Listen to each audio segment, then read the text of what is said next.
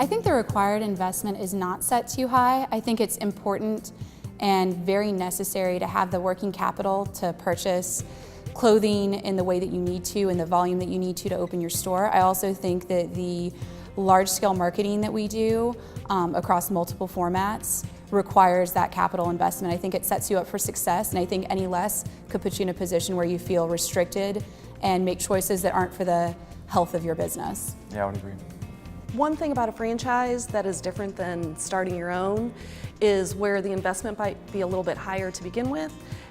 It really pays off on the back end because everything that you're investing in, including your inventory, just steamrolls into the big picture further down the road.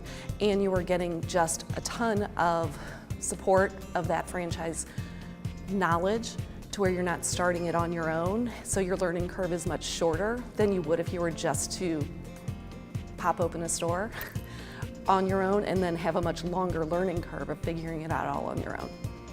I don't feel the required investment is actually set too high. I feel it's an appropriate amount of cash to start up business to be successful. Is it worth it in terms of the investment to open a Clothes Mentor store?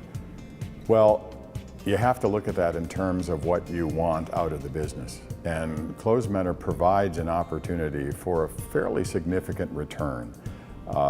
If you're an investor, I would say it's a good enough return that an investor would be very interested in it. So when you look at what it costs to open it, it is in relation to what you get out of it. It is no more, no less, probably. But the value of it is that what you're buying with that investment gets you going so much quicker. And you can get off the ground, you can start making money faster, and you've got a really good chance of success. Versus if you're doing it on your own, on the cheap, a really good chance of failure. The investment's what's needed. I mean, the big chunk of what you're paying for is clothing and your store. And I mean, outside of that, you have to pay for it. Yeah, So, there's not a waste of money there at all. Everything that you buy and invest to is what you're going to sell, and you need to make the money to turn it around. If I look at what it takes to open a store, you have to buy fixtures, you have to buy furniture, you have to buy inventory, you have to pay for your people to do the work, to be trained, and to get the store up and running. That all costs a certain amount of money.